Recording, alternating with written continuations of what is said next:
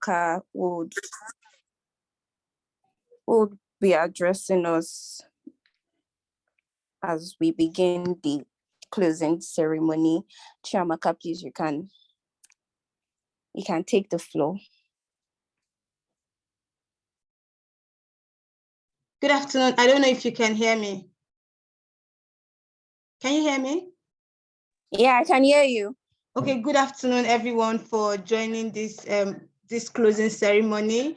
It's a delight to have everyone join us this afternoon. I know it's Easter, and then everyone had to make out time from their schedule to join this session, and we're really grateful at Gallup Nigeria. We're grateful that we have you on this call this evening. So this is the closing ceremony of the Gallup Nigeria Mentorship Program. The mentorship program, this is the third cohort. We had the first cohort in 2021, had the second cohort in 2022, and then 2023, we had the third cohort. So it's a great pleasure that I welcome everyone to this occasion of the closing ceremony. This event for us marks the end of, I wouldn't say the end of a wonderful journey. I would say the end to the beginning of a wonderful journey, because now these mentees have gone through different sessions with their mentors, and they've built relationship. They've built relationship over the past 2 months with their mentors. So this is the beginning of another journey for them as we officially close the mentorship program. So I would like to congratulate all the mentees who were chosen and selected for this year's mentorship program. And then we saw through the past 2 months, we saw their dedication, their hard work, and then I had conversations with their mentors, and it gave me insights to the fact that next year we need to do more. We need to also include more girls, and then be able to also grow the capacity of young girls, because that's what the aim of Gallup Nigeria is about, growing the capacity of young girls in Nigeria, in line with the Gallup campaign, in line with the goal of the Gallup campaign. So I extend my appreciation to all the speakers who have joined us. We have Ms. Joyce and Ms. Nadia for joining us on this call this evening. And I hope that all the mentees listen, because I know when we chose the speakers for the closing ceremony, we looked at the profile of these women who agreed to speak at our closing ceremony, and they are women who are doing great in their different field. And I just want to say, let's have a fruitful conversation this evening, and then let's also forge new relationship from this closing ceremony. And thank you everyone for joining us. Titi, over to you. Thank you, everyone.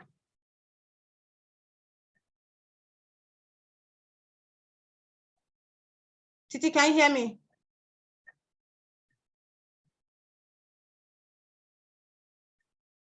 Yeah, I can hear you. Okay. I can hear you now. Okay, so that's all for me. Thank you very much. Thank you.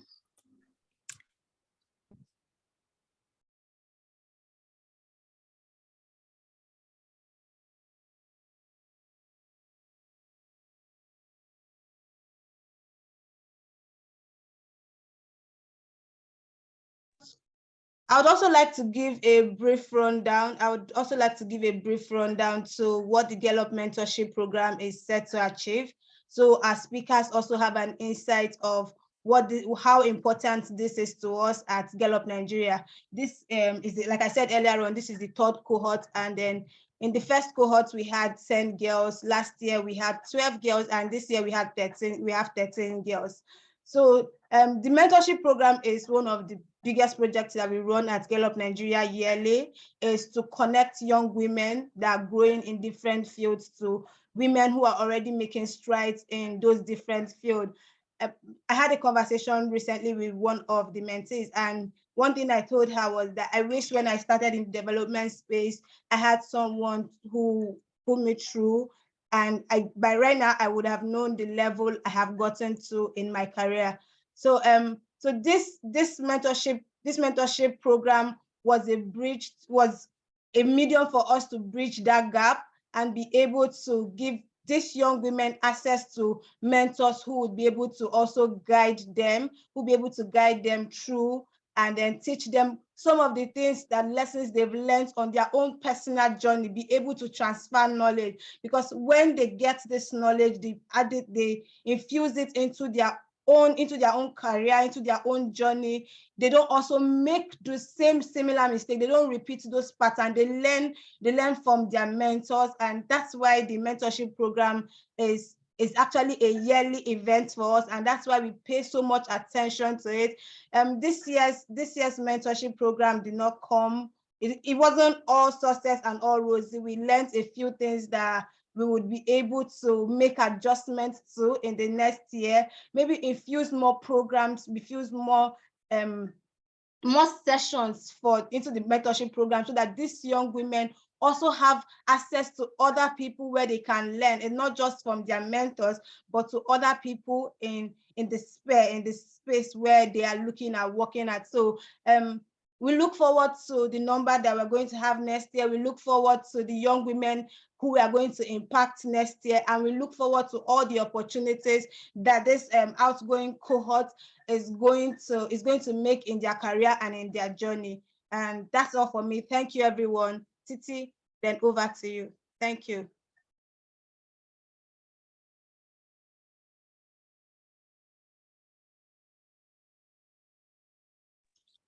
Thank you so much, Chiamaka, for giving us that brief and for addressing us. I would be introducing our first speaker for the day, who is Ms. Joyce Agbanobi, and she'll be speaking on the topic, how innovative technology can empower women and girls in developing countries and address gender inequality. Ms. Joyce is the co-founder of the Black Women Paving Ways. It's a platform that is geared towards closing the gap for women of color in technology and business. She has several years of experience in technology and has worked in some of the biggest tech companies in the world, such as Amazon, Microsoft, and Jumia, along different tech paths. She's very passionate about creating access and paving way for every woman of color across the globe, and has been able to use her platform to help and mentor over 4,000 women into the technology space. And our goal is to triple that in a year. She'll be talking to us on the topic for the next 12 minutes, and we'll also take questions after. Please welcome Miss Joyce as she takes over the floor. Miss Joyce, please, you can. Hi, everyone. Thank you so much. I'm not sure I can see anyone, or if this is just a voice call. That's perfect. I don't think I look my best today. Are you all showing your videos or no? What's this about? No, it's just an audio call. Perfect. Yeah. Nice one. Thank you you so much. Thank you so much for inviting me here.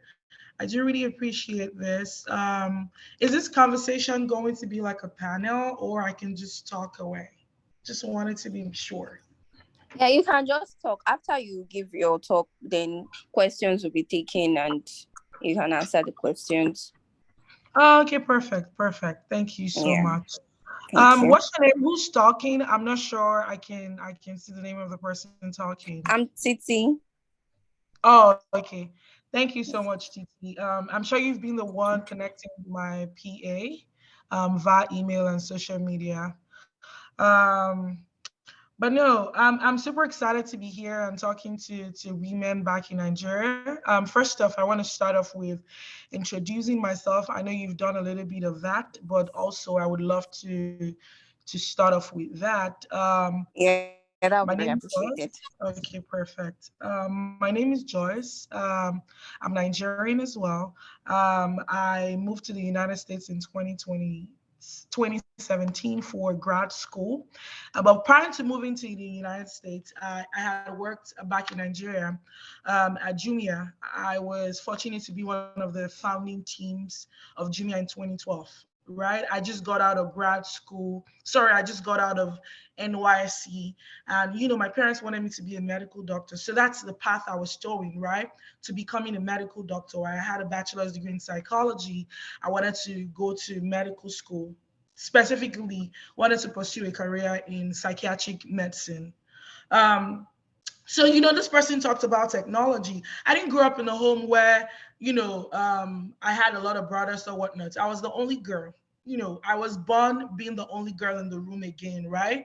And then my parents, just only the things they knew were you either have to be a medical doctor or you have to be an engineer, because my dad is an engineer, right? So that's all I knew, right? I didn't really have the time to think and say, oh, okay, I saw this online, or I saw this somewhere, and oh, because of this role model that I see in technology, or because of that I saw, like, I should kind of think about this. I didn't think about that. I didn't know anything, right? So the lack of access to information, lack of access to the internet, I wasn't able to really kind of understand like what was going on. So I came out of school until someone told me about Jumia. Oh, there's a new company coming to Nigeria, and the company is called Jumai. Then we used to call it Jumai that first time, right? And I was like, okay, yeah, sure. I don't want to go back home. I want to, I'm doing my NYC here in Lagos. Yeah, definitely. Let me go there and see if they have some sort of job for me. Because hello. Hi, sorry, I think someone joined and just muted Okay. their call. We can continue. That's absolutely fine. So, I was like, oh yeah, sure. Getting a job is definitely going to give me the opportunities and the freedom that I've been looking for. So I went to the company, try to get a job, and then I joined the team, right? So that was my first time of really seeing, oh my God, technology, people can order online. Wow, just like Amazon. Oh my God, like how does this happen? How does this magic happen? So that's my first entry into technology. And we started building all the operational processes, building the platforms where vendors kind of put their products, like what you see right now. People can go on Jumia and just order stuff, right? So I was at the back end, and it was really fascinating for me. And then I started talking to my parents, and they're like, what's that one? Please go and do your master's degree and come back in. Was someone asking the question? No, I don't Hello? think so. I think it's the mic thing was.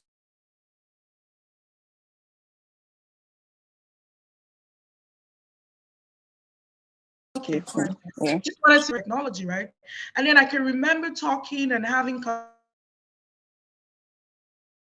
conversations with my things we're doing back end, what we're leveraging technology to do.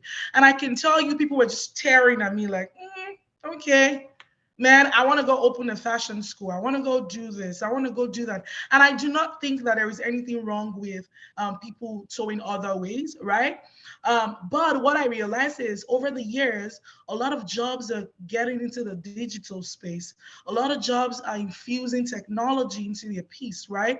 And which is kind of come to your understanding for everyone that we need technology, we need innovative technology, we need to be in the piece, and we need to be in the preparation stage of how this technologies kind of get formed, right?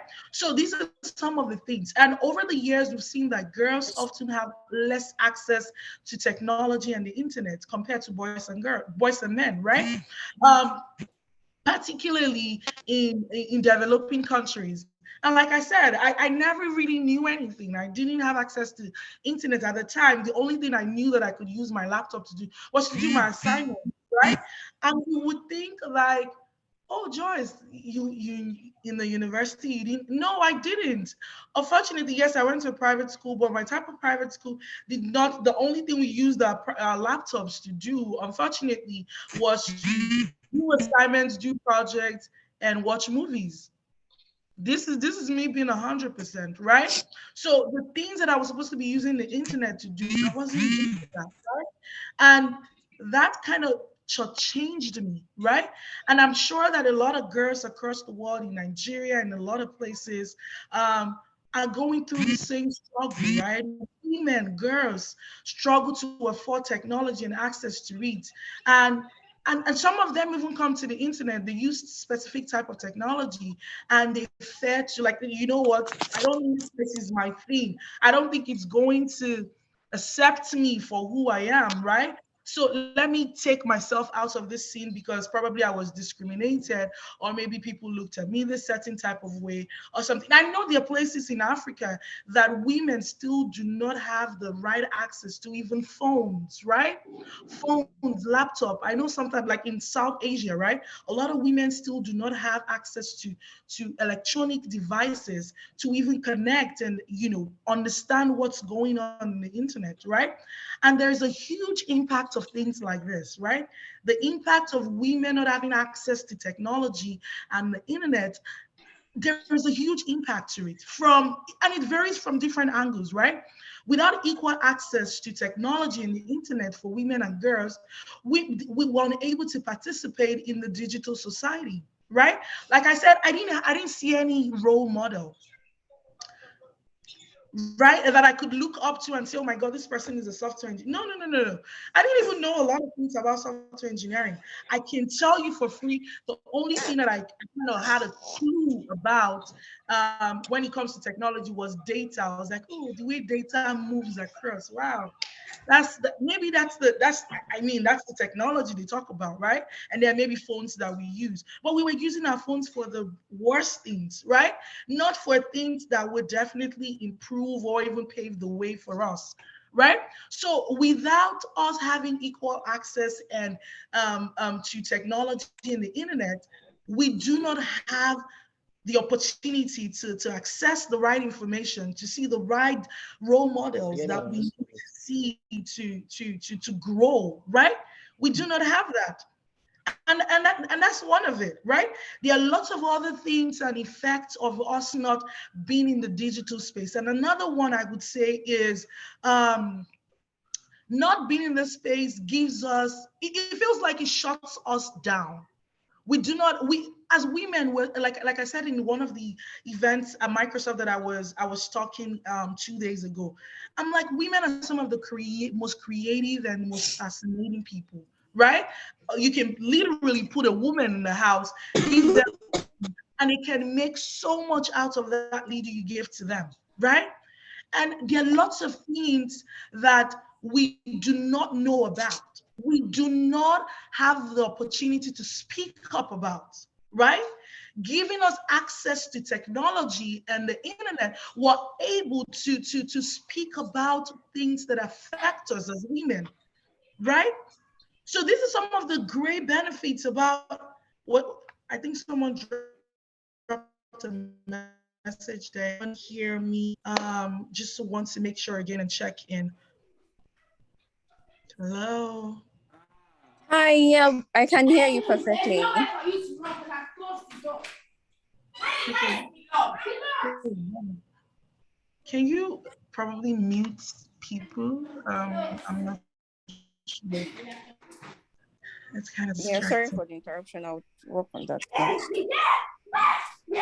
my God.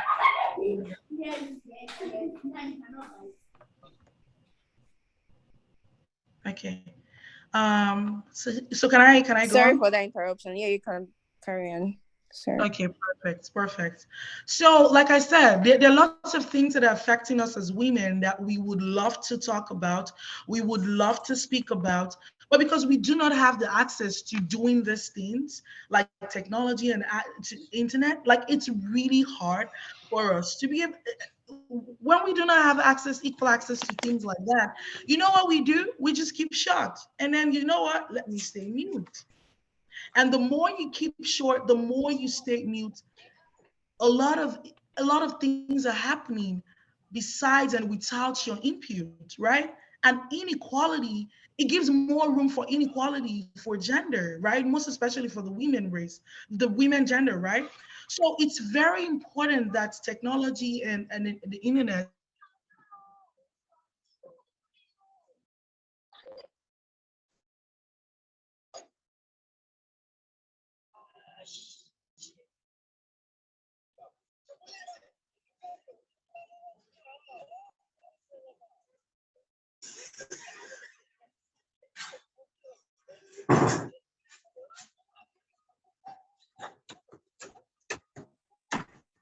Hi. I don't think anyone can hear you anymore. I think your mic is off or something.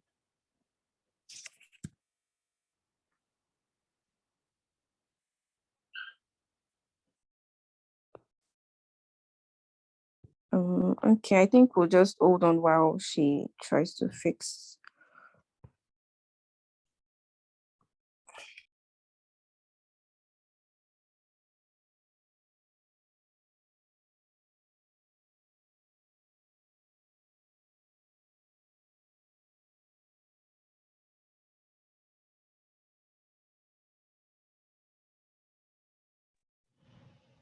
Hello? Hello. Yeah, for a minute I couldn't hear anyone. I couldn't. I was just saying hello, hello, hello. Seems so like, Yeah, I couldn't hear you too. I think your mic was off or something. oh no, I just had to kind of leave and then come back. Oh, So okay. yeah. Just not to, just to come back to what I was saying, right? So you can see that this is some of the issues that we as women, most especially in the rural areas and in developing countries, this is some of the things that the lack of technology kind of affects us, right? Like these are the things that kind of affect us, and the importance of these things and technology and the internet for us as women, right? So, speaking up is one of the key things, and sharing our views and perspective is one of the very important things that we not having access to technology and internet kind of deprives women, right? Most especially in developing countries, because I mean, in developed countries now, a lot of people have access to phones, internet, and the rest of them, right?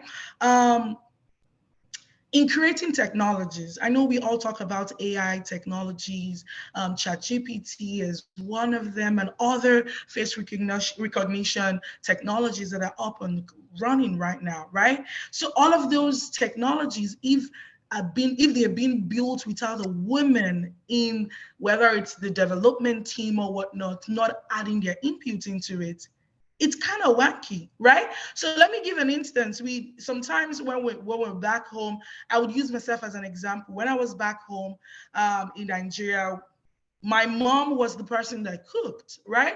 Even though I was grown enough, my mom still was the person who cooked. My dad preferred my mom to cook, right? When my mom is not there, when we try to kind of want to mimic what she's doing, it doesn't still come exactly like how my mom did it, right?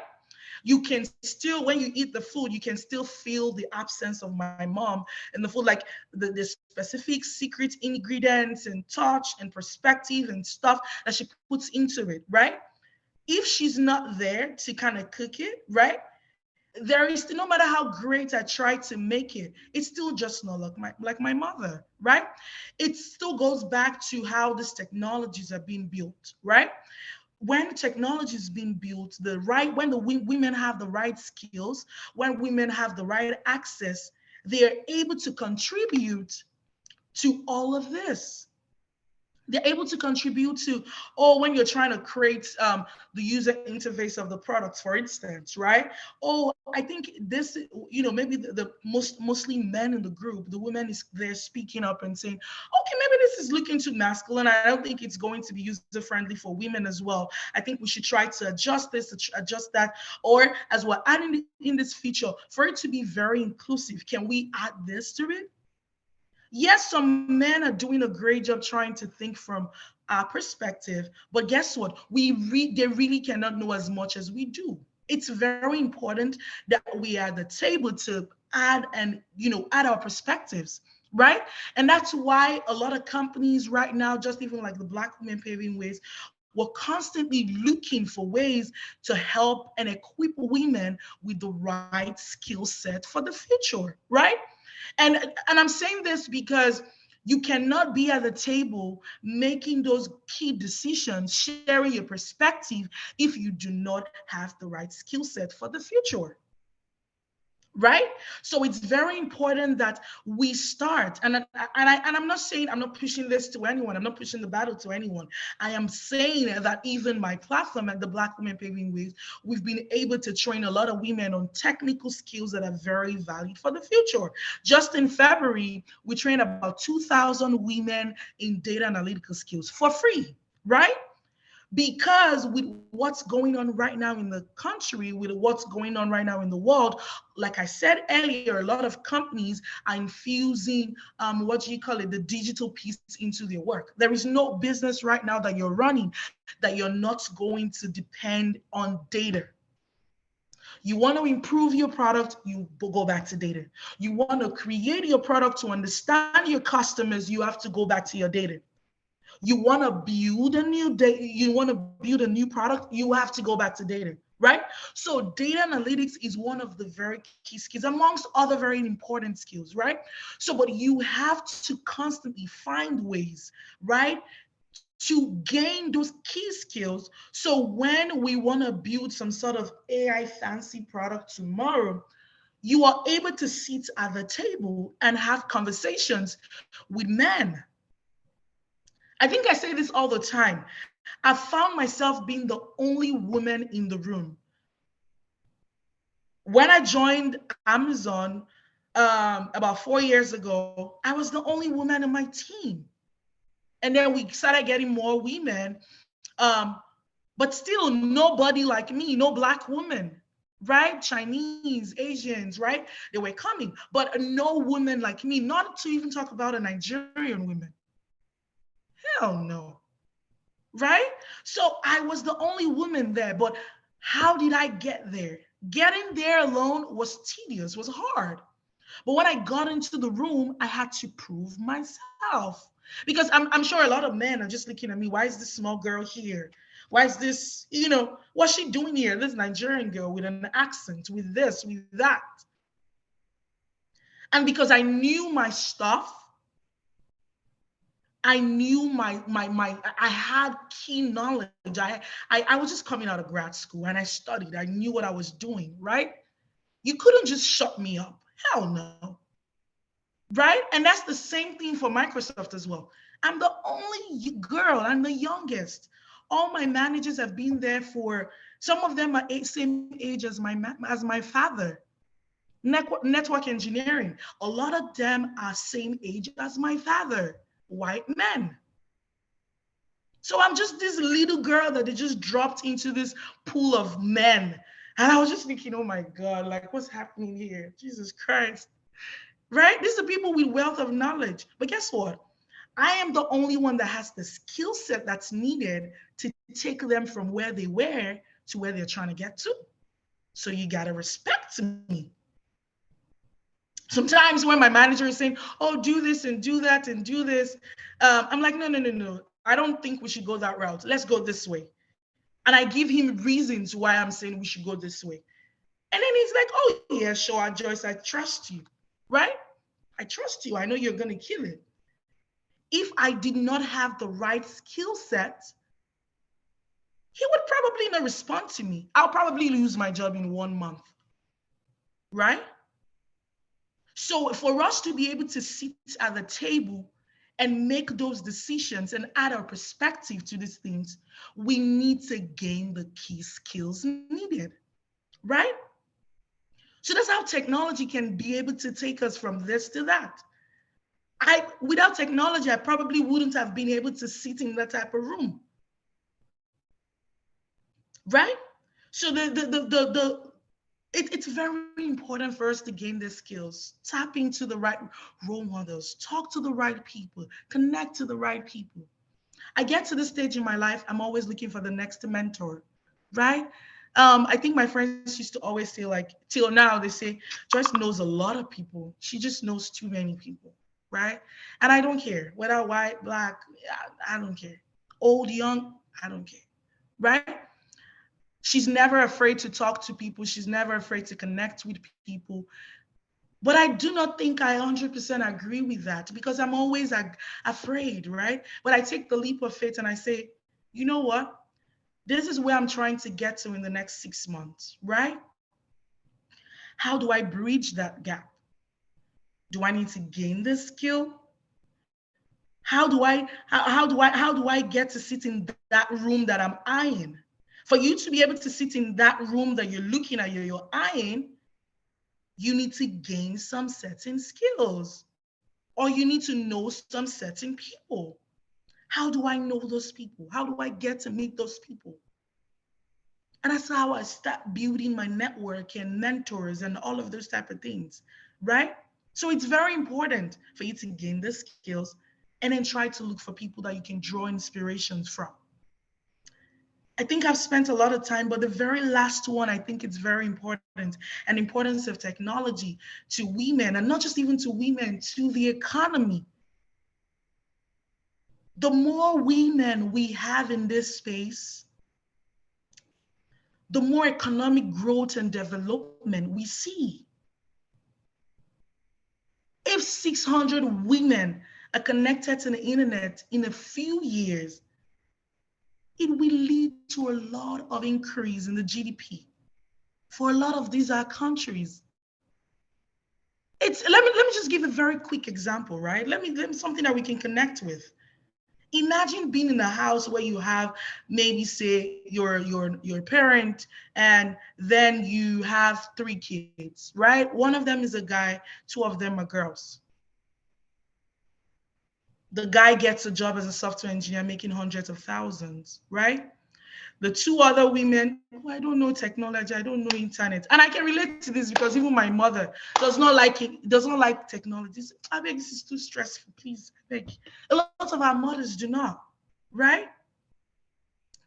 And imagine in that household of parents where baby parents are struggling and the guy is the only breadwinner of the home. Imagine if the girls too had the opportunity to have the same skill as the boy. If the guy is making $100,000 and the girls still have that, that's $300,000. Do you know how much growth that can bring to the home? It's going to lessen the stress for the man, the guy, and also improve the quality of livelihood for the home. And which kind of trickles back to the government takes taxes, more improvement, more job opportunities, right? I I know. Was it 2 years ago when I was leading the initiative to come hire software engineers from Nigeria? I was leading that initiative for Microsoft. Okay, no, that was last year, right? Project Setema, right?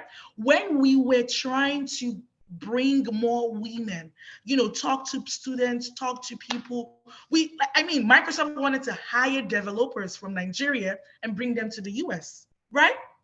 And as we were talking, we were having conversations, we could see that a lot of the people that were interested, that were submitting their resume, it was more men than women.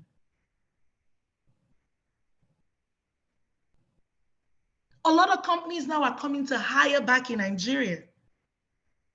The more people make money in Nigeria, the more taxes the economy is about to get, the more opportunities, the more poverty reduces.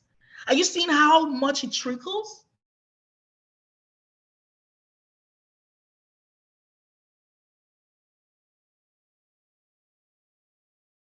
Access to technology and access to information to one woman, the whole home. It's just like our parents. Our fathers can go to the market, buy stuff, and then when they come back, sometimes they even eat there. And they just, I brought this, you guys take this, leave it in, right? But guess what? A mother would go, get all of the things that they get from the market. They would come back before they even eat. They would think about all their kids. They'll think about their kids, they'll think about their husband, right? We're natural nurturers, right?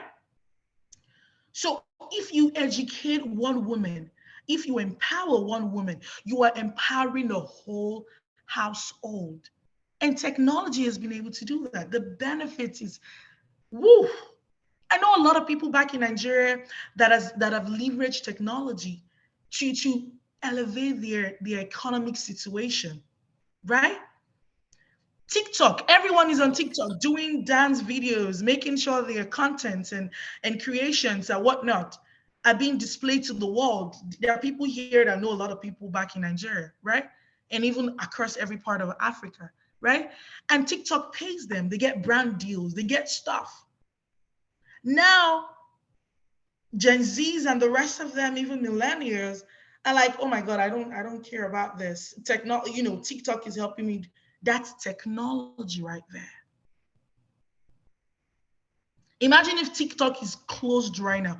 The whole of social media is closed right now. A lot of people gain their source of income and they help their family through social media. Even YouTube. YouTube pays a lot of people a lot of money, right? Imagine if all of those technologies kind of shut down.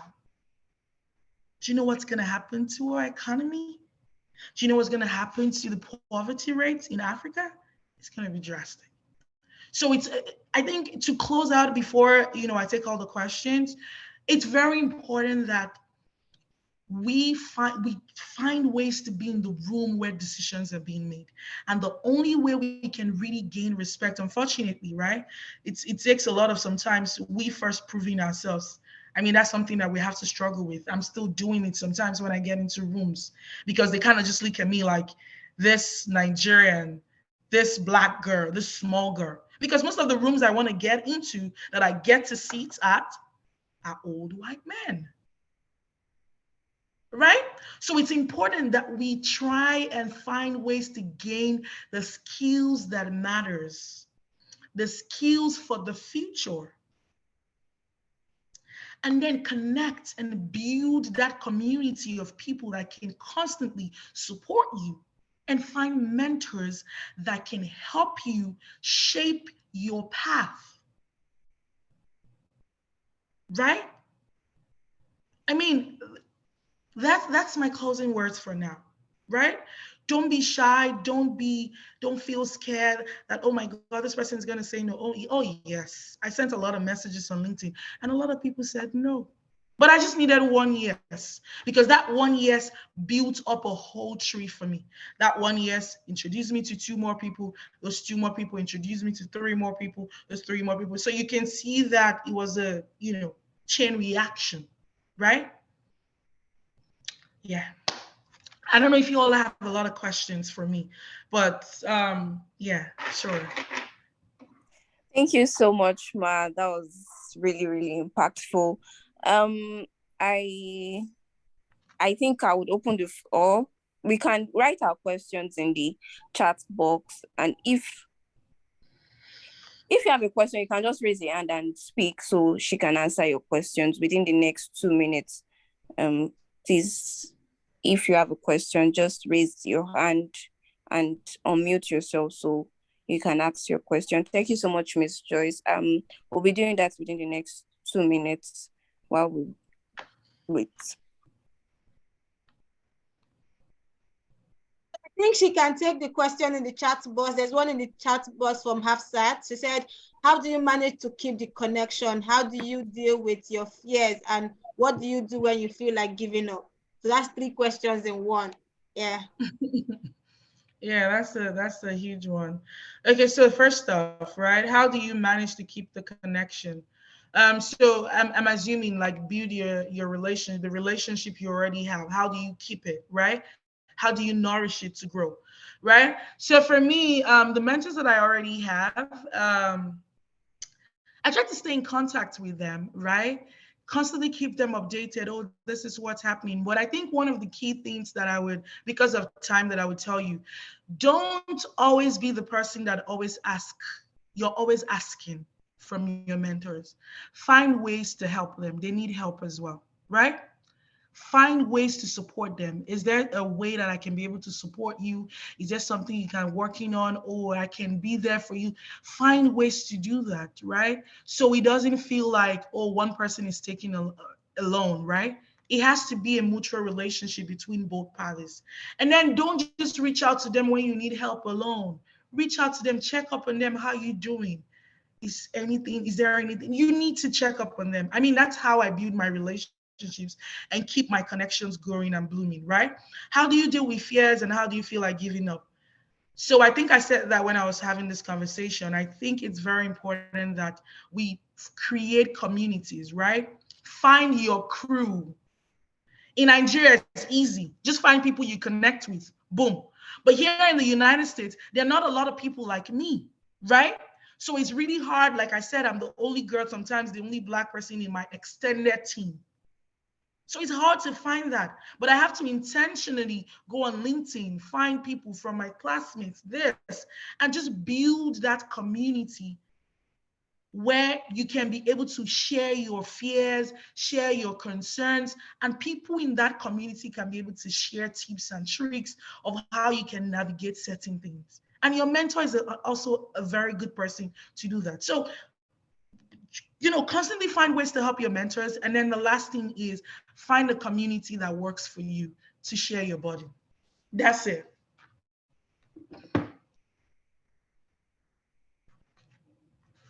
Wow. Thank you. Thank you. Okay, I've said thank you so much. I don't think we have any more questions. Thank you so much, Ms. Joyce, for that impactful session. And okay, we have a question. She said, how do I use social media to find the right people? That's from Fauzia Sunny. Sorry if I'm murdering your name. Yeah, so social media, we say it's not just Instagram and the rest of them, but I think those are very important as well. But LinkedIn is another social platform for corporate social platform that you can be able to leverage. I think when I came to the United States, I didn't know anybody, but LinkedIn was that place that I really utilized to really find the right people that loved me and that wanted me, that were interested in my career growth, right? So I think LinkedIn is one very good place you should really, really utilize. Follow people that you like, reach out to them, send them messages, right? Don't send them messages asking them to do something for you. Send them messages, find things that connect you to them, right? If it's a book they wrote, try to read their book. Pick lines in that book in terms of things that you learned from the book. Oh, my name is Joyce. I love what you're doing. You're doing a great work at this, that company. I read your book. I was really drawn to you based on this that I learned from the book, right? I would love to have a coffee chat with you at a time that works best for you. I would love to learn more about you. Something that short, right? Or you don't even have to have a coffee chat. Just start that. And then maybe 1 month later, they post something, you interact with their post. I think that's how I've used social media to help me. And I think you can do that as well. All right, thank you so much, ma. Yeah, I remember. Don't just always ask, also give. Thank you so much, Miss Joyce. We'll be taking our mentors feedback from one of our mentors, Miss Odunola. Yeah, so Miss Odunola, please, you can take over.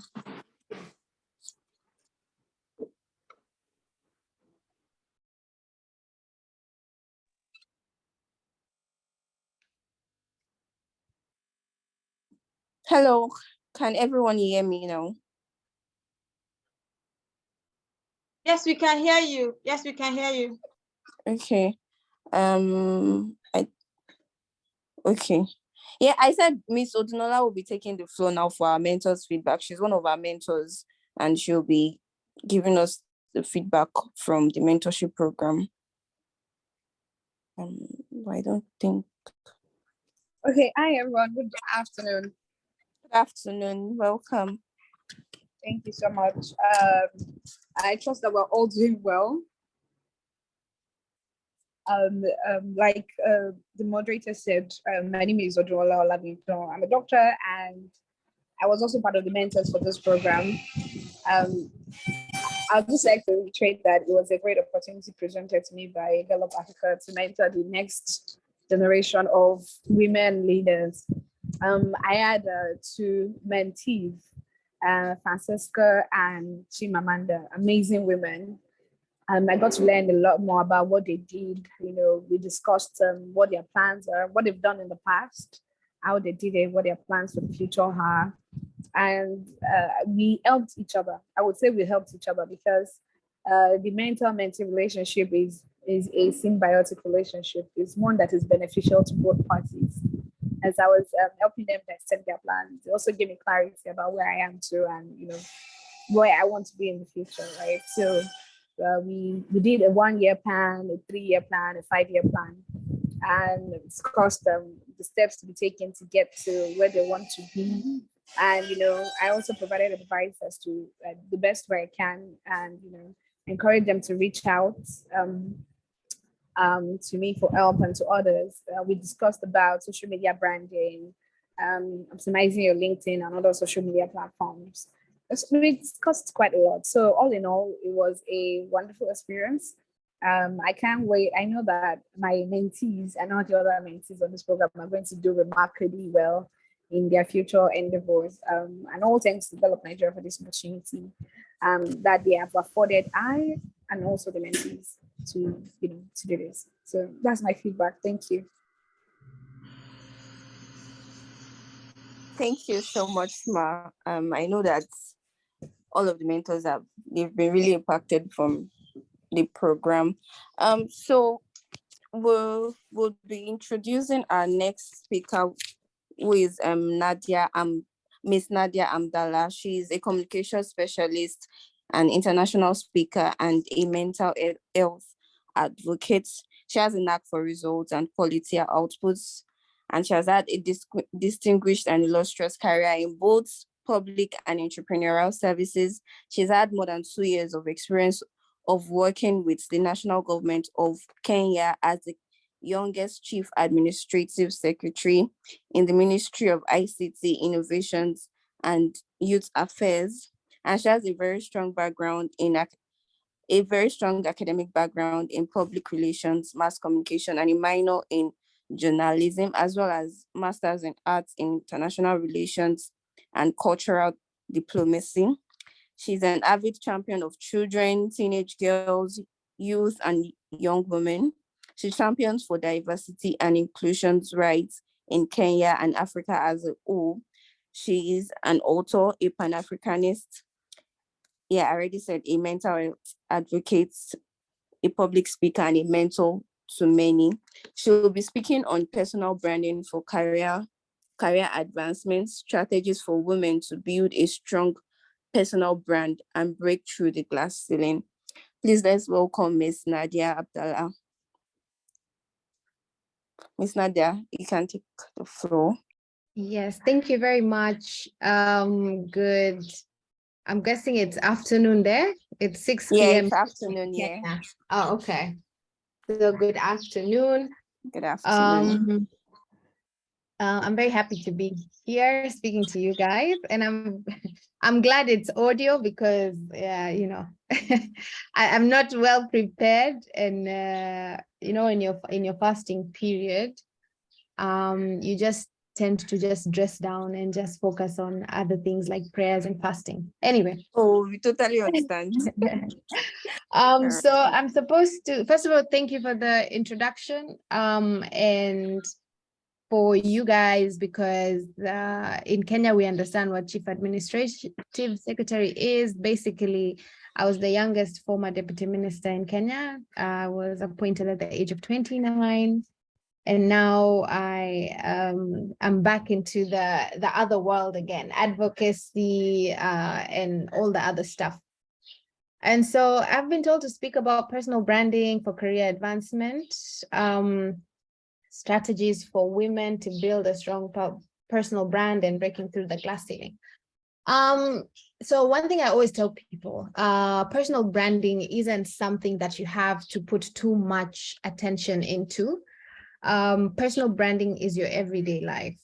Basically, what I'm trying to say is that as long as you've done self-work as long as you've worked on yourself, as long as you know what you identify with, what you want to achieve, how you want people to receive you, or how you want people to accept you, then you've actually unlocked the first key component when it comes to personal branding, because personal branding is all about knowing self, knowing what you are. Number two, if you want to really elevate and really maximize on your personal branding, you have to really work on how you speak. You have to be very articulate. Apologies, by the way, I'm sitting outside the garden, so there's like a crow that decided to join me in this talk.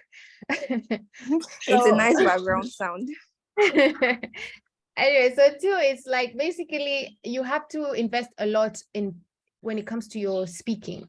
You have to be very articulate with what you say, because if you want somebody to, if you want someone to really, an institution, an organization, individuals to really accept you for who you are and welcome you, then you definitely have to be very articulate. And when I talk about articulating things, you have to be clear in your conversation. You have to really invest when it comes to public speaking, because if you don't really, and I don't mean public speaking in like big gatherings, but even if you are in a boardroom, like the last speaker talked about, you know, being in those spaces. So if you want to be in those spaces, you have to know exactly what you're saying. And the only way you can do that is if you're well versed with the type of topic that you want to focus on, the type of issue that you want to push forward, and the type of conversation you want to have. And so you have to really, really be articulate. Now, how do you become articulate in order to magnify your brand? You have to really read a lot and be an expert in your particular interest, in your particular thematic area, in your particular niche. A lot of times as young people, we tend, or young women or whatever, we tend to focus on so many other things that we miss out on the opportunity to actually maximize our interest on one thing that we are identified for and we are identified with. And so you have to be very, very intentional about what thematic area are you focusing on? What do you want to do? If you are an advocate for like young girls, what about young girls do you want to be known for? Is it education? And it comes to education, what is it? Is it early childhood education? Is it about the administration? So education in that sector, what exactly is it about that you want to do? So you have to really, really focus a lot on focusing on a particular niche and a particular thematic area. And then that's the third one. Then the fourth one, another key to personal branding is how you want to be received. And the only way you can do that is how do you carry yourself? I tell people a lot that what you dress and how you dress is so important, because sometimes before you introduce yourself verbally, what comes off as an introduction is how you are. Personally, for me, when I was in government, I knew I wanted to break the bias of like, you know, government people always have to dress in a certain way. I decided I'm going to be very colorful, because I wanted to be known and my personal brand to be known as this young woman who's coming in and who's demystifying all these different things and agendas that are there. So I was always intentional with colorful clothes. And then I was always intentional with where I am at. So whenever I am in meetings outside of Kenya, most of my clothes would either have a flag, our Kenyan flag on it, or I would definitely like invest and make Ankara outfits, because that also represents the Pan-African side of me. And so for you, I think it's to ask yourself as a personal brand, when you're dressing up, how do you want to be related to? Because a lot of times you'll find that, especially for young girls and young women, will be out there, you're trying to like get your brand out. But because of this perception there is that, oh, they're still young, you'll find people calling you young girl, yet you have so much that you have to offer. So you have to really invest in really building yourself in terms of your dressing, in terms of your speaking, in terms of the particular interest and thematic area that is there, and most of all, in terms of yourself, your self-identity and anything. Now, after you've done all that, the one thing that is the major and mega important thing, especially right now, is how is your online presence? Now, a lot of times we mess up our personal brands because we forget that, number one, the internet doesn't forget. And number two, we tend to have a different persona online.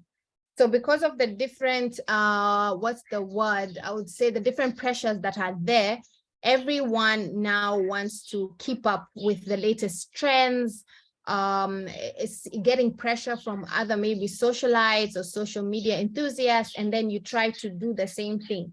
But then when you reflect and look at it, you find out that what you post on your social media and what you do online does not align well with your personal brand.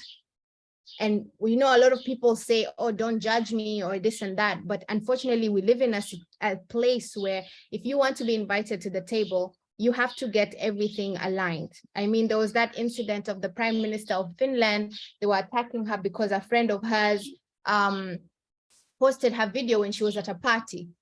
Of course, she then defended, other people defended her. But again, you see, it was because of a friend of hers that leaked something that was so personal. So it's up to you to decide if you want to have online presence.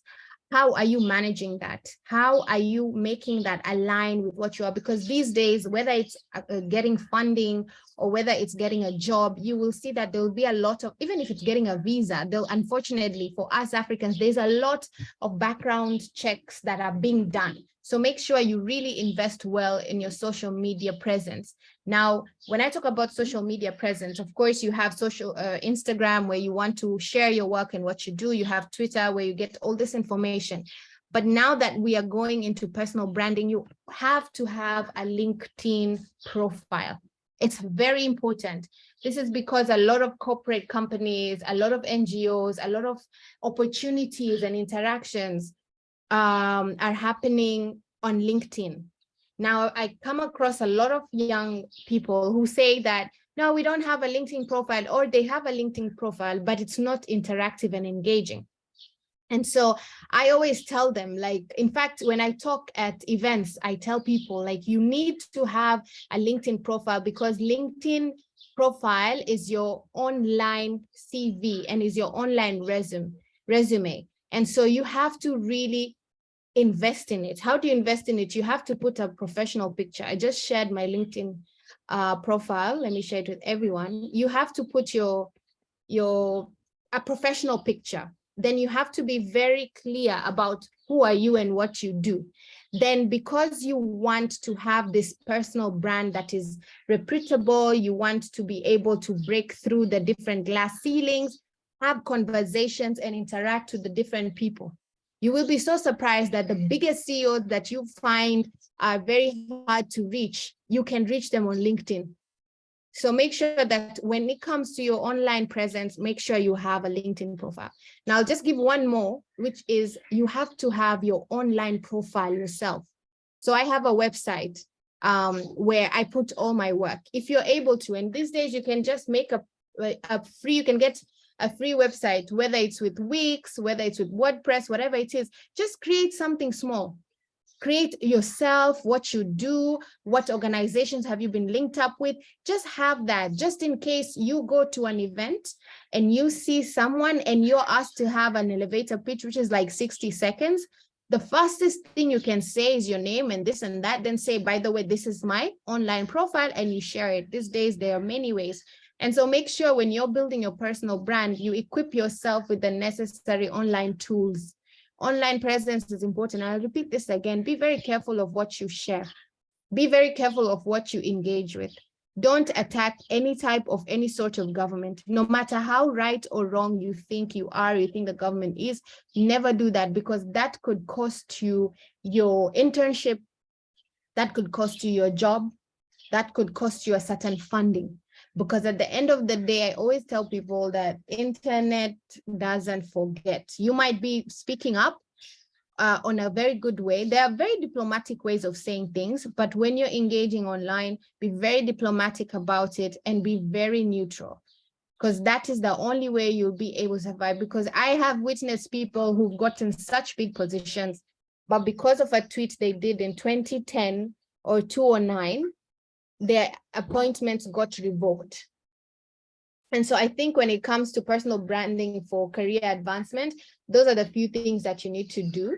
And then when it comes to breakthrough, I have a hashtag that I use, or it's a campaign. It's called She Breaks Bias Africa. And what I do is I talk about unconventional stuff, because I'm a very unconventional young lady. I try to do things out of the norm. I'm from a minority in my country. And then, being appointed as a deputy minister at a very young age. And then not only do I have a Kenyan reach, but my reach is very Pan-African and very global. And so basically what I try to teach through my She Breaks Bias Africa is to show you the different strategies when it comes to breaking through and breaking the glass ceiling. And there is no secret, I'll tell you that. There is no secret when it comes to breaking biases, breaking glass ceilings, and just getting to the top. Because what you need is authenticity and yourself. As long as you are authentic in a cause, as long as you are focusing on a thematic area, and as long as you are there, that's enough. I'll tell you one thing. As long as you're an African young woman, every step you take, you're breaking through. You're breaking a bias and you're breaking a certain glass ceiling. Why? Because as African women, because of our social sphere, because of our ecosystems, we are actually perceived on a different scale based on our historical or our cultural elements. But if you look at our history, you'll see that there are a lot of strong African women. However, because of how the trajectory of life, opportunity, and everything has come in, we're made to believe that, this is enough. Cultural elements are telling you can only do this. But I usually tell people, like, there's no secret.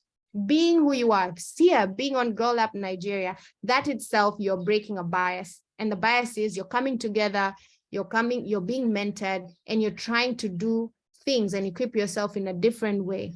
Now, how do you maintain that? That is where the secret lies. The way you maintain it is by staying to the course, being consistent at what you do, and shutting out the noise that is outside. And sometimes, the noise is so loud because even people like me, it affects me, but you have to always make sure you always stand up and keep going on and being who you are. And so you have to do that. You have to be authentic, be very unapologetic. Don't wait for permission. If you feel like you want to do something, do it. If you feel like you believe in something, then do it. Because at the end of the day, you only have yourself to be the best version, to break those glass ceilings and to break through. So Girl Up Nigeria can help you. I can speak. The speaker before me can speak. You can be mentored by your mentors, but it all goes down to you as an individual. How do you want to be seen? How do you want to move forward? And what is your end goal? What is your why? As long as you know your why, you will know your how, because a how, you tend to grow with it as time goes on. So I think for me, that's all I want to say. And other than that, while you're building your personal brand, while you're trying to break through, take care of your mental health. Your mental health is very important. A lot of us young ladies, or young women, we tend to be faced with imposter syndrome. You'll find yourself questioning every opportunity, every job, every chance you get. Sometimes you'll feel like you're not worthy. Sometimes you feel like, oh, why am I not getting something better than the other? Sometimes because of how our culture dynamics are, we grew up in a way that you look at your other woman as a competitor, a young person as a competitor, but we need to change these mindsets. When you feel like the going is getting hard, either speak to someone, seek help, or just take a break, pause, and then come back again. And one thing that is the beauty about personal branding is you reinvent yourself every day. So once you see your brand not going forward, don't be frustrated. Accept it, take a deep breath, take some days off, then reinvent yourself. Because reinventing yourself just helps you leverage on the lessons you learned from your previous challenge and makes you become a better version of yourself. So thank you. I hope my 12 minutes, I managed to speak in 12 minutes. Thank you so much. No problem. It's fine. I think we've all learned from this. I especially like that your point of being diplomatic when talking online and so as not to put ourselves in trouble. Thank you so much. I think we'll be taking questions now. If you have any questions, please drop them in the chat box so Miss Nadia can answer them within the next 2 minutes. Thank you so much, Miss Nadia. You're welcome. You're welcome. Do we have questions?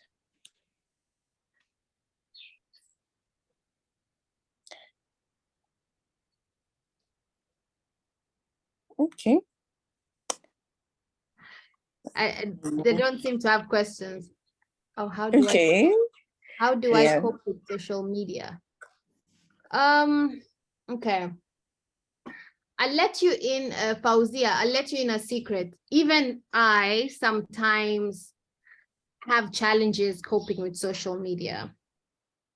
When it comes to the pressure, when it comes to criticism, but I've learned something, and that is people only poke that of which they wish to have. As long as you are on social media and you're focusing on your work, you're focusing on creating your impact, you're focusing on being yourself, and you've not disrespected anyone, you've not done anything to anyone, then learn how to focus on the good. And sometimes criticism are okay, constructive criticism. I always like telling myself, just read it, but then reflect. The person who's criticizing you, they don't even know you. They don't know you, they don't know where you are, they don't know where you live. So basically what they're doing, they're just projecting what they feel. And so you have to, and this is what I say, like, take care of your mental health. You have to really, really take care of your mental health when it comes to social media. Because you will be, I've been online bullied, I have been trolled, I have been criticized, I have been laughed at. And sometimes when it gets too much, I leave social media for a month or two, then I come back. But I also realize what I can do is I can delete people's comments. Actually, that's what I do. Anyone who is being very negative, I delete their comments and I focus on the good. The key is to focus on the good, but it's also to build a very strong mechanism where you are just yourself. Believe in yourself so much that when someone tries to shake you up, you're still standing tall. And if sometimes a criticism hurts, go somewhere, cry about it, talk to a friend about it, tell them how you feel, and then come back and continue with what you're doing.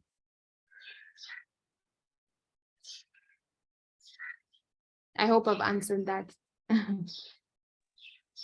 Yeah, I think that's a very valid point. Thank you. I don't think we have any other questions. Okay, thank you so much, ma'am. You're welcome. Okay, so we're moving on to our next agenda. That's Thank you. Our mentee. Thank you so much, ma'am. We'll be taking our mentee story, and that will be taken by Miss Sharon. She's one of the mentees. Miss Sharon, you can take over. Okay. Good evening, everyone. My name is Akinwade Sharon. Hi, a mentee. So my mentor, the name of my mentor is Ms. Esther Agaja, and the mentorship journey was a wonderful one.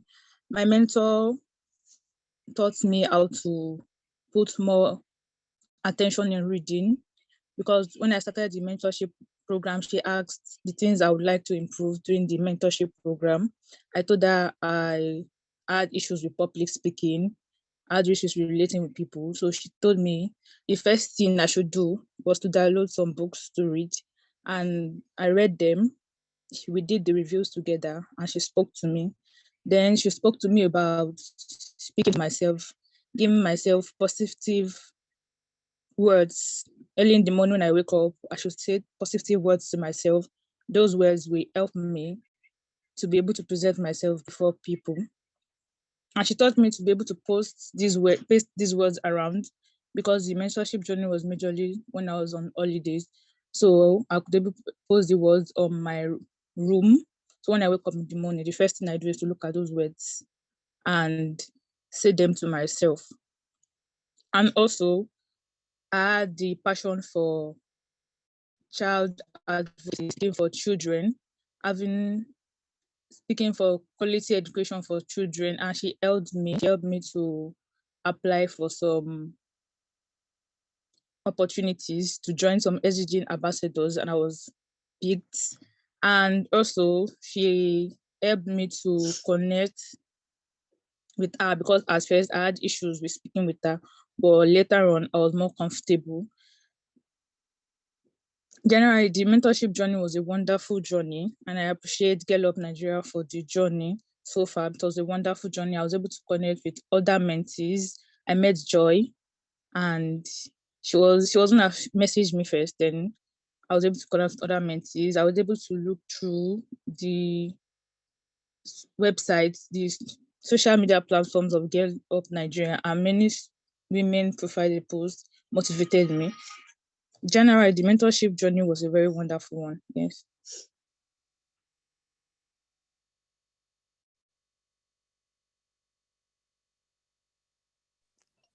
Okay, thank you very much for taking us through the journey of your mentorship journey. Yes, ma'am.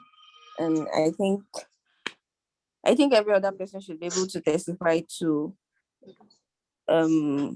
the amazing journey they had in this mentorship program. And okay, so thank you so much everyone who attended this closing ceremony today. I'll be calling on our president to give us the closing remarks.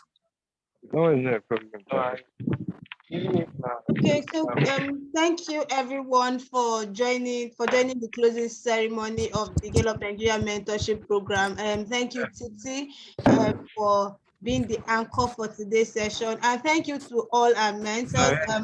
It's amazing that this program was supposed to be for 1 month, and then it surpassed 1 month, and then it was about a month plus, and then they still took on the responsibility to continue to mentor this young woman.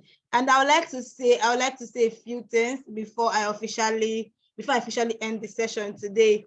One thing that has helped me so far in my journey is building relationship. This mentorship journey is not just because we want to fulfill all righteousness or for formality's sake. It's because we want to see young women build a community. We want to see young women build relationships. We want to see young women make impact. Mrs. Nadia that spoke, the second speaker that spoke, we reached out to her. I met her early this year in January. I think it was in January was the first time I was meeting her in Senegal, and we had a conversation. I think it was the last day we were leaving Senegal. We had a conversation, and then I followed up with her on social media. I looked at the things she's doing, and I saw that she's doing impressive work, and I admire her. I continue to reach out to her. We exchange contact, and here we are today. We invited her to be a speaker at our event, and then she honored it. This is a feedback of how relationship works. This is a feedback of how when you foster relationship, the results that you can get out of it. So as we officially end today's session, I don't want you to see it as a time that, oh, you can no longer gain access to your mentors. No, if you built a very good relationship with your mentors, you can always reach out to your mentors. You can always reach out to your mentors for guidance, for assistance, for support. And also, like Ms. Joyce said, mentorship journey is not a one-way street. It's actually a two-way street. Always find a way to also be able to give back to them. I'll give you an example. And I had someone I was following, Elizabeth Liza is her name. I was following her in 2017. And then I think around 2019, I wanted her to be my mentor. So around 2019, she posted something on her page that she was looking for a certain vendor. She was looking for a vendor that does a service. I knew a vendor who was reliable, who could deliver on time. I just reached out to her and said, oh, I know this vendor, I can connect you to this vendor. And that was it. And today we have a very good relationship, and then it's profitable to both of us. So as we officially end this mentorship journey, also find a way to be able to connect with your mentor, connect with other mentees that are in this session, and also pay attention to everything that you've learned in the course of this journey, and then know that the doors of Girl Up Nigeria is always open to you. We're not closing down the WhatsApp group. It's a channel to communicate, and I hope that we're all more interactive in the group. We share more opportunities, we share ideas, and we also provide solutions to every one of us. And then you can also apply next year to be a Girl Up Nigeria volunteer. Join the general Girl Up Nigeria community. There you would also see more opportunities on the general community. And one thing I am happy about this year's mentorship program is that we got a platform to spotlight 2 of the mentees this year.